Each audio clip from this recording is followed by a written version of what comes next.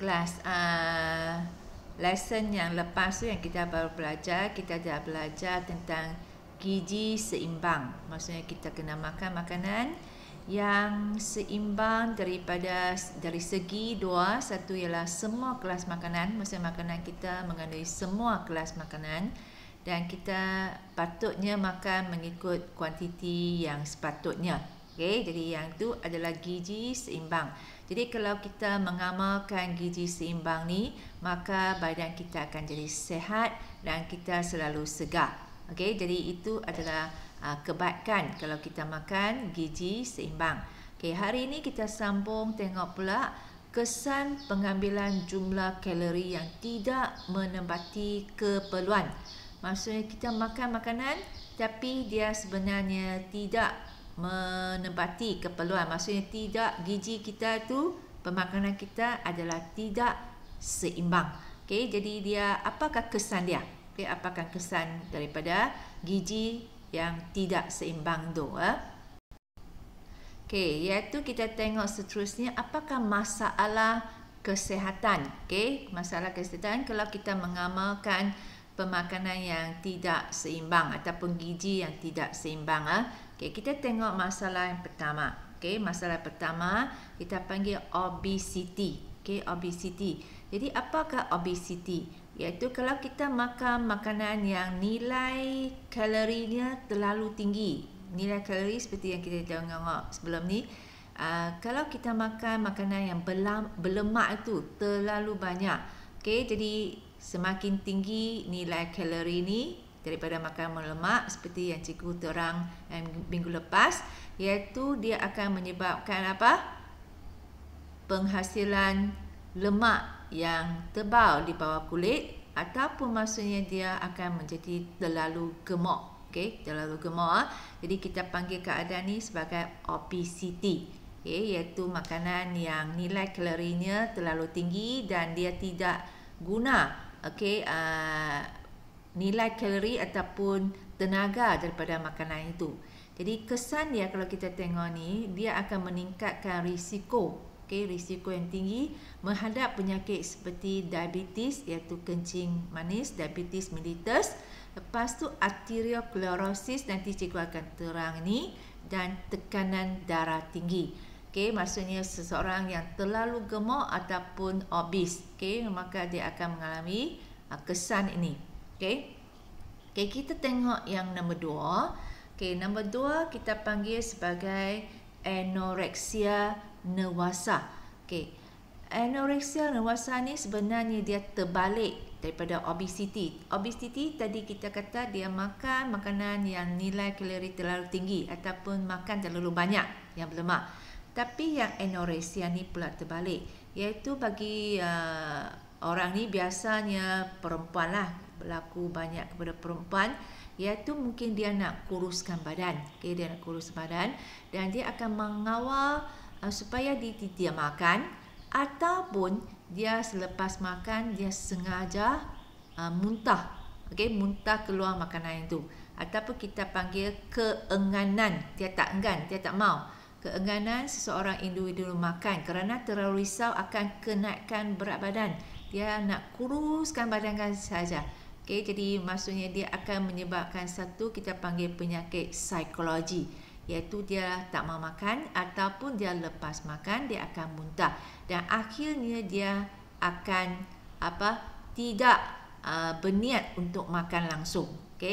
Jadi dia akan, kesan dia ialah menghadapi masalah kesihatan seperti malnutrisi, tak cukup nutrisi, dan boleh membawa maut, maksudnya boleh matilah kalau berterusan. Dan biasanya yang ni mereka kena pergi jumpa doktor lah, yang psikologi supaya mereka boleh hidup, ataupun mereka boleh ambil makanan.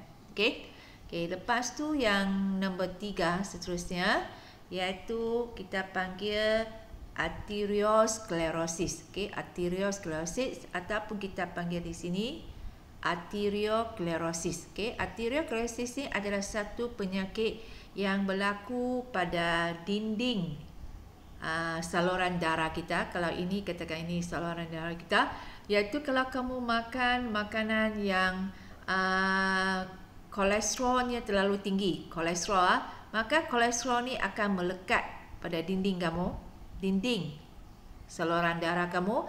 Kalau dia melekat sebegini, kalau ada kolesterol tu dia melekat pada sini, akhirnya saluran darah kamu akan menjadi semakin sempit, dan kalau darah nak mengalir, maka dia tersumbat, tidak boleh mengalir dengan lancar, ataupun tekanan darahnya akan meningkat, tekanan meningkat. Jadi keadaan ini kita panggil arteriosclerosis, iaitu kamu tengok di sini pemendakan kolesterol pada dinding arteri. Dinding arteri adalah dinding saluran darah kita. Iaitu apakah kesan dia? Lumen maksudnya lubang. Maksudnya ini kalau orang yang sihat, yang tak ada kolesterol, ini lumen maksudnya lubangnya adalah besar lah. Lumen arteri akan menjadi sempit, sebab tadi ada kolesterol, dan menyebabkan tekanan darah tinggi, meningkatkan risiko penyakit jantung dan juga stroke. Jadi penyakit jantung dan stroke sebenarnya adalah disebabkan oleh saluran darah itu tidak lancar ataupun arteriosclerosis. Jadi ini nombor 3. Lepas tu kita sambung nombor 4. Nombor 4 ni mungkin kamu selalu dengar lah, iaitu kita panggil diabetes mellitus, ataupun secara kita guna yang biasa kita panggil kencing manis, penyakit kencing manis. Iaitu kenapa dia boleh dapat penyakit sebegini, iaitu dia mengambil makanan yang ataupun makanan atau minuman yang terlalu banyak gula, kandungan gulanya terlalu banyak untuk jangka masa yang panjang lah. Jadi maksudnya kamu jangan makan terlalu manis, terlalu manis lah. Iaitu lepas tu dia apakah kesan dia? Menjejaskan penglihatan. Sebab kalau dia saraf dekat mata kamu, terjejas, maka kamu akan mengalami penglihatan. Boleh jadi buta bagi yang pesakit kencing manis. Kesihatan ginjal dan juga sistem saraf. Lepas tu luka lambat sembuh, iaitu kalau kamu tengok yang pesakit kencing manis, kalau kamu tengok mereka luka, jadi mereka suka nak sembuh, dan kalau dia berlarutan mungkin dia kena potong kaki ataupun potong tangan mereka. Jadi ini adalah kencing manis. Nombor 5, yang ni juga masalah yang semakin menjadi kebiasaan yang berlaku dekat orang sekarang ni, iaitu tekanan darah tinggi. Dan tekanan darah tinggi seperti yang kita tengok tadi, dia berkaitan rapat dengan yang tadi arteriosclerosis. Kalau arteriosclerosis iaitu arteri itu jadi sempit, dia boleh jadi tekanan darah tinggi. Dan satu lagi sebab kenapa dia boleh mendapat tekanan darah tinggi ialah iaitu mereka mengambil makanan yang terlalu masin ataupun makanan yang terlalu banyak garam. Maksudnya garam. Jadi makanan kita jangan terlalu berminyak, berlemak, jangan terlalu manis, jangan terlalu masin. Jadi apakah kesan dia? Meningkatkan risiko penyakit jantung dan juga stroke. Jadi ini adalah masalah kesihatan kalau kita tidak mengamalkan pemakanan yang sihat. Seterusnya kita tengok muka surat yang seterusnya, iaitu kamu boleh nampak gambar ini. Gambar ini yang kamu tengok pemakanan bagi individu ni, iaitu kamu tengok dia makan. Kalau kamu tengok minuman, minuman dalam tin, yang kamu mungkin sukalah, iaitu ada cola, Pepsi dan sebagainya. Iaitu bagi minuman begini sebenarnya mereka adalah minuman yang gulanya sangat-sangat tinggi. Kandungan gulanya dia manis. Jadi dia akan menyebabkan obesity, kerosakan gigi dan peningkatan risiko untuk mendapat penyakit kencing manis. Jadi sebenarnya minuman sebegini itu tidak bagus. Ataupun di sini tengok kek lah. Kek kita tahu sangat manis kan. Jadi ini tidak begitu baik.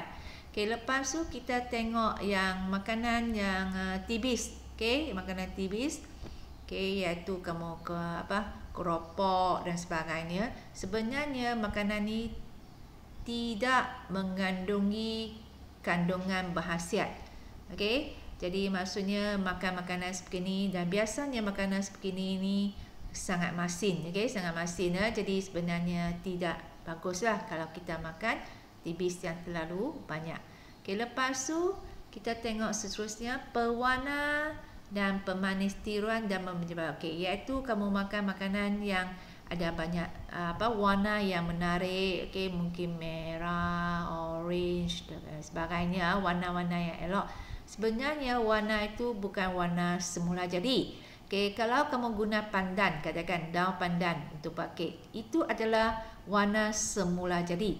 Okey, tapi yang kita biasanya kalau kamu beli makanan yang siap, okey, makanan tu mereka guna pewarna yang bukan pewarna buatan ataupun yang mengandungi bahan kimia, dan mereka ada pemanis tiruan. Okay, dan ini boleh menyebabkan kanser, kemandulan, maksudnya dia tidak boleh dapat anak lah. Lepas tu diabetes, kencing manis dan kerosakan hati dan ginjal. Jadi makanan yang ada pewarna dengan pemanis tiruan tu sebenarnya tidak bagus. Okay, lepas tu kalau kita tengok sebelah tepi ni, okay, iaitu kalau seperti yang cikgu kata tadi, dalam makanan minuman ni, okay, minuman gas, okay, bergas tu, dia bukan saja mengandungi gula yang tinggi, okay, dan dia mempunyai kafein, okay, sebab nampak gas tu ada, kamu tengok bubble gelombang tu, okay, jadi dia mengandungi kafein dan dia akan menyebabkan seseorang itu susah tidur, kerisauan dan ketagihan. Jadi sebenarnya tidak bagus, okay, minuman yang bergas tu bukan saja gula tinggi, dia ada kesan yang lain. Okay, lepas tu kalau kamu tengok makanan sebagai contoh yang tibis tadi, yang sebagai contoh ubi kentang, okay, yang kamu makan tu, okay, fried, iaitu kamu dapati sebenarnya makanan ini mengandungi garam yang berlebihan, masin. Okay, dan seperti yang kita tengok lagi, kalau masin dia akan menyebabkan tekanan darah tinggi, dan tekanan darah kalau tinggi dia akan menyebabkan penyakit jantung dan kerosakan ginjal. Jadi maksudnya pemakanan ini sebenarnya adalah tidak bagus untuk kesihatan kita. Okay, jadi kalau kita nak jaga kesihatan, kita kena mengamalkan pemakanan yang seimbang, okay, untuk pastikan kita boleh sihat lah. Okay.